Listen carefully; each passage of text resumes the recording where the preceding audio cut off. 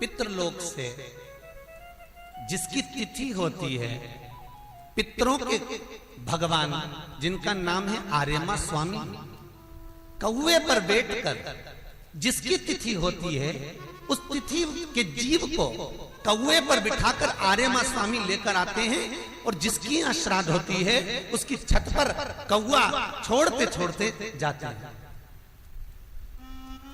इसलिए हिंदू धर्म में श्राद्ध में कौवे का बड़ा महत्व होता है, क्योंकि पितरों के देवता आर्यमा स्वामी कौवे पर बैठते हैं और उसी कौवे पर हमारे घर के जीवों को लेकर आते हैं। और सबसे पहले वो जीव कहां जाता है श्राद्ध पक्ष में? बहुत ध्यान से सुनना गरुड़ पुराण का ये चरित्र। सबसे पहले वो जीव कहां जाता है? जो घर का सबसे पुराना घर होता है,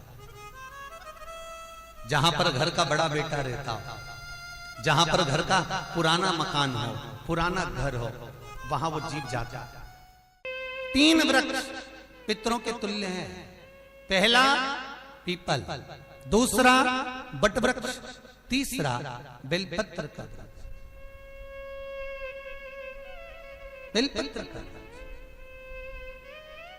कभी अनायास श्राद्ध पक्ष में आप कुछ भी ना कर पाए, कुछ भी ना कर सकते हो, तो एक पत्ते के ऊपर कोई सा भी पत्ता ले लो, चाहे पान का ले हो, कोई पीपल का ले हो, कोई भी पत्ते के ऊपर एक पुड़ी, थोड़ा मीठा थोड़ा नमकीन रखकर अपनी कामना कर कर अपने पूर्वजों के लिए इन 3 वृक्ष के नीचे 16 श्राद्ध में किसी भी एक दिन आप वो भोजन को रखकर रह जाइए। अपनी कामना कर कर सुख का अनुभव होगा, पितरों को शांति मिलेगी।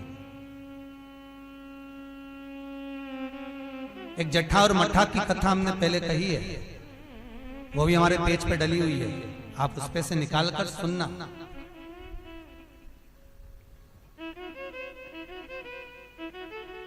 उसमें भी हमने व्याख्यान वर्णन करा जट्ठा मट्ठा की कथा। 3 वृक्ष पितरों के तुल्य हैं, 3 पक्षी पितरों के तुल्य हैं, कौवा, हंस और गरुड़।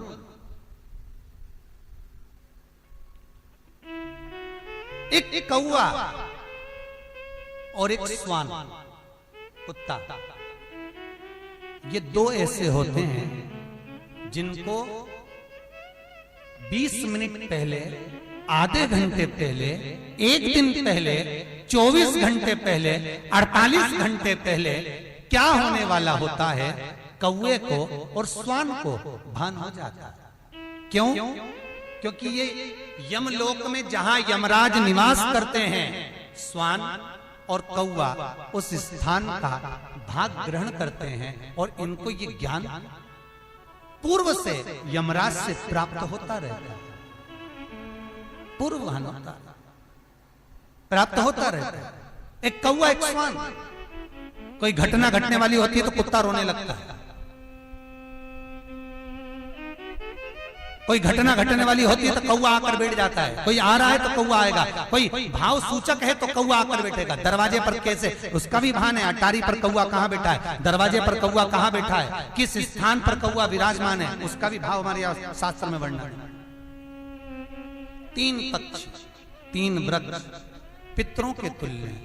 पक्षियों में कौवा, हंस और गरुड़, ये पितरों के तुल्य, जो अधोगति में मर जाते हैं, जिनको पिंड नहीं मिलता, तर्पण नहीं होता, ब्राह्मण का भोज नहीं मिल पाता, जो मर जाते हैं, जिनका अंतिम संस्कार तक नहीं होता, जिनकी गति बिगड़ जाती है, ऐसे जीव कौवे के अंश में प्रकट होते हैं, जो पूर्ण फल लेकर जाते हैं।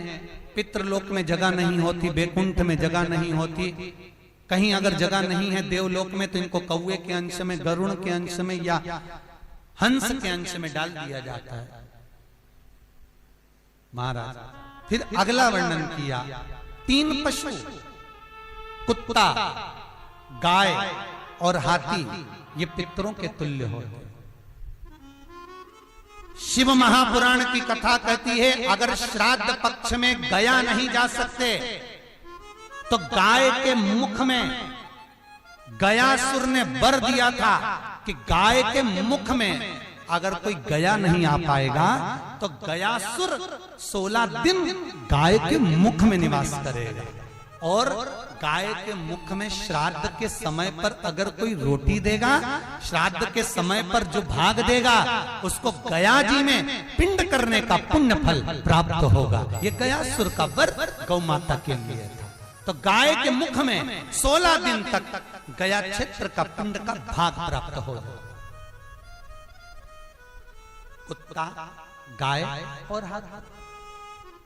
श्वान को रोटी क्यों देते हैं? क्योंकि श्वान पितरों को अपना भाग प्रदान कर देता। श्वान रखता नहीं है, चुका देता। फिर 3 जलचर है महाराज जो पितरों के तुल्य हैं।